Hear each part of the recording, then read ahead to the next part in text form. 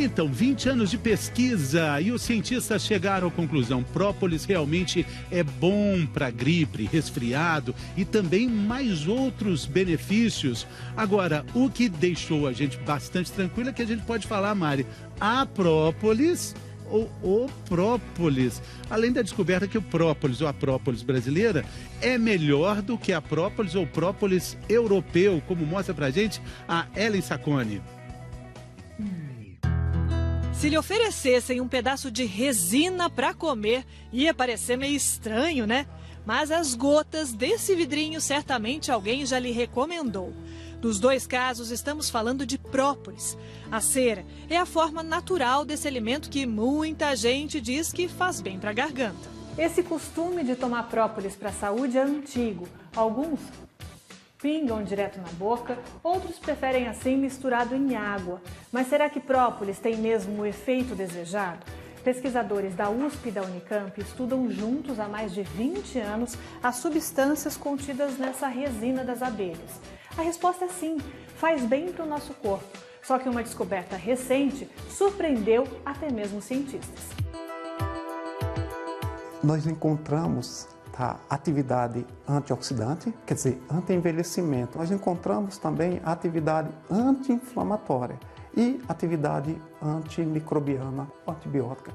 Os benefícios são específicos de uma variedade de própolis conhecida como orgânica, que é composta de um mix de plantas presentes na região sul.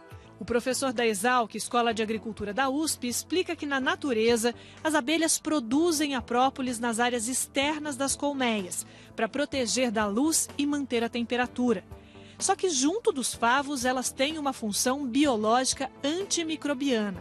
Por isso, quase todas as variedades mantêm o poder antibiótico. E as substâncias presentes na resina variam de acordo com o local onde as abelhas vivem. Segundo nossos estudos, a abelha estaria adicionando somente cera, mas não modificando a composição química da resina dos vegetais do campo. Nessas máquinas super modernas, os cientistas conseguiram isolar cada componente da própolis orgânica. Depois de comprovar que ela é capaz de prevenir o envelhecimento, agora os pesquisadores da Exalc e da Unicamp estão testando os efeitos da substância em pessoas com algum tipo de inflamação. Há relatos na literatura que esses compostos caem na corrente sanguínea e têm atividade antioxidante, estrogênica e até protege contra alguns tipos de câncer. Então, seria um alimento funcional muito interessante, com propriedades biológicas e compostos reconhecidos. Super interessante, né? Vamos entender melhor o que o própolis faz no nosso sistema de defesa. A gente vai ter uma ilustração para isso aqui. A Andressa vai explicar para a gente. A gente pode ficar mais forte se a gente usar o própolis? Sim, a própolis ela vai regular a imunidade do organismo. Então, num processo inflamatório, onde nós temos um agente invasor que está, então, causando o processo inflamatório, nós vamos ter a própolis estimulando as defesas do organismo. O que a gente está vendo aqui, então? A gente está vendo as células de defesa e tem essas bolinhas azuis e vermelhas que estão representando o quê? As vermelhas estão representando as citocinas inflamatórias, que são desencadeadas no processo inflamatório. Nosso corpo está produzindo as defesas e essas citocinas estão indo para aquele local para promover a eliminação daquele agente invasor. E as bolinhas azuis são as citocinas reguladoras, que então elas estão também ali presentes, só que estão em menor quantidade. E aí quando a gente toma própolis, nós vamos ter então uma redução das bolinhas vermelhas, que são as citocinas inflamatórias, e um aumento das citocinas reguladoras, que vão então aumentar as defesas do organismo frente a esse agente, não aumentar as defesas, né, mas vai regular aquele processo inflamatório que não pode ficar por muito tempo, né? O processo inflamatório é importante, mas muito tempo não. Então as reguladoras vão lá para controlar e a própolis estimula esse processo regulador. Doutora Ana, chegou uma dúvida agora pela internet. Vamos ver quem está falando conosco, a Monique. A partir de que idade pode usar própolis? Então, a criança pode usar própolis, em geral, a partir de 2 anos. Essa é a idade mais recomendada para a gente utilizar própolis para as crianças. Principalmente agora, nessa época, né? Como a gente viu, o frio está chegando. Começa todo mundo com aquela dorzinha de garganta. Aí o própolis é uma boa dica. Mais uma dúvida, várias pessoas com perguntas. A Caroline está perguntando pra gente, verdade que própolis é bom para aliviar os sintomas de aftas? Sim, a própolis também pode aliviar os sintomas da afta. Mas não arde mais? Olha, a própolis tem um efeito anestésico importante. Então, embora a gente pense que vai arder mais, pode até ser que no primeiro momento, mas ela tem um efeito anestésico muito rápido. Então, a gente tem um efeito, assim, de aliviar a dor, né? Ela tem um efeito analgésico importante, inflamatório também. Então, ela vai estar ajudando a recuperação desse processo também. Talvez com álcool possa arder mais, né? A gente vai fazer uma experiência daqui a pouco mostrando como é que você identifica a solução de própolis com e sem álcool. Mas agora chegou mais uma pergunta da Roberta. Qual a diferença entre extrato e tintura de própolis? Os dois têm a mesma finalidade? Bom, então extrato e tintura são conceitos farmacotécnicos diferentes, mas basicamente eles estão ligados à concentração diferente. A tintura, né, quando a gente usa o termo tintura mãe, nós temos um processo de obtenção da própolis que vai ter uma relação de 1:10 ou 1:5, própolis, tintura. Né? Quando a gente trabalha com o extrato, nós temos uma relação droga-extrato diferente, não necessariamente vai seguir 1:5 ou 1:10. Tá? Então, de Qual modo que é mais geral, concentrado? o extrato, ele costuma ser mais concentrado, especialmente se ele é um extrato fluido, que a gente tem uma relação 1:1. No caso do Brasil, a nossa regulação para extrato de própolis, ela determina no mínimo 11% de massa seca de própolis. Então, a gente tem isso, o mínimo exigido na regulação brasileira para todos os extratos que nós encontramos no mercado. Massa seca é essa resina aqui que a gente tem aqui? É isso que a gente chama de massa seca? Não. Não? Na verdade, isso aqui é a relação droga-extrato. Então, é o ponto de partida, né? Então, aqui, essa própolis aqui, ela vai ser triturada. Primeiro ela passa por um processo de refrigeração para ficar bem rígida, porque ela é muito maleável, né? Então, desse jeito, assim, ela fica difícil de ser triturada, porque ela é maleável. A gente deixa ela para refrigerar, bem durinha, aí vai pôr no triturador, vai triturar bem. Isso aqui é a droga que vai dar origem, droga é o termo que a gente usa na farmacotécnica, né? Mas é a matéria-prima que vai dar origem a um extrato.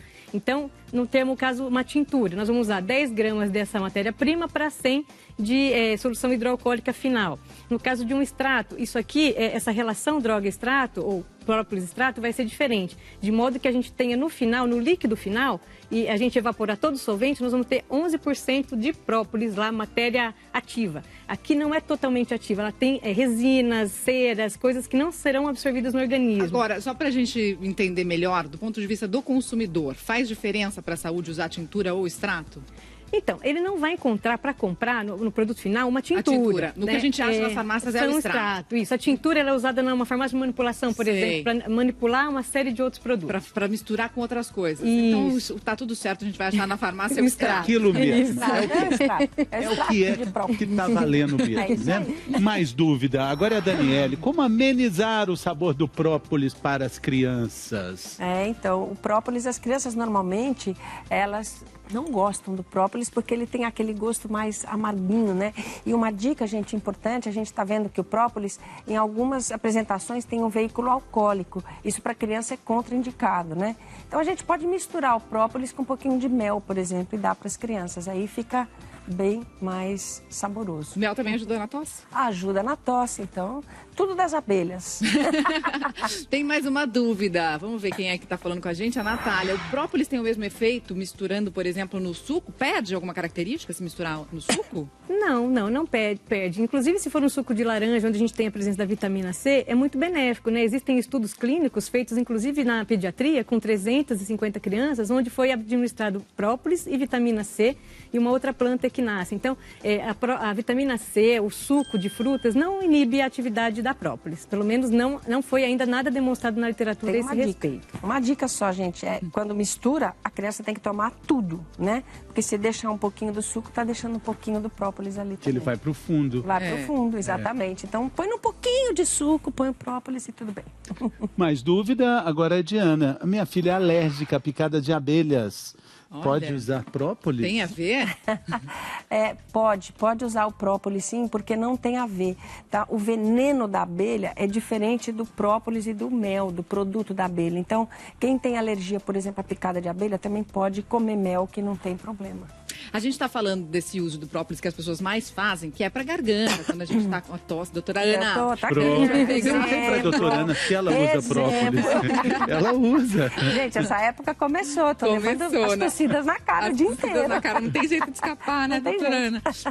Agora vamos falar de outros usos, né, que essas pesquisas têm revelado. Própolis também pode funcionar para machucado, para queimadura. Sim, foi objeto do meu mestrado e doutorado, inclusive. Eu desenvolvi no meu mestrado um gel termorreversível, onde ele gelifica in situ, né? Então é um produto que é líquido, ele é geladinho e tem a própolis lá. E aí nós nebulizamos na pele, ela gelifica. Nebulizamos significa, tipo, dar uma espirradinha. Isso, a gente aplica com spray na pele, ou pode ser na forma de gel mesmo, e ele vai exercer o efeito cicatrizante, anti-inflamatório, e excelente, sem arder. Sem arder. Isso eu faço teste diário lá na minha casa, porque o meu filho vive ralando o dedo e machucando, e eu coloco o produto nele, tá lá sempre na minha geladeira, ele não tem problema algum. É um efeito excelente. Tem que ser gelado, então? Não, pode ser. Eu deixo porque eu gosto de aplicar geladinho, porque tem um efeito muito rápido, né? Mas não precisa ser. Se ele tiver na temperatura ambiente, ele fica gelificado, pode ficar numa bisnaga que você aplica também facilmente. E daí o spray é melhor? Tanto faz os dois, a aplicação, do jeito que aplicar é indiferente, né? Quem funciona é a própolis, né? Entendi. Ela faz maravilhas realmente. A gente constatou isso em 32 pacientes queimados na unidade de emergência lá da USP de Ribeirão Preto. Tem uma dúvida que tem muita gente com ela, vamos ver, é uma pergunta que muita gente está mandando. Amanda, minha mãe sempre dizia para passar própolis nas espinhas. Segundo ela, as espinhas secam e não deixam marca. Ele tem esse poder? O própolis, além de tudo isso que a gente está falando, tem poder de secar a espinha?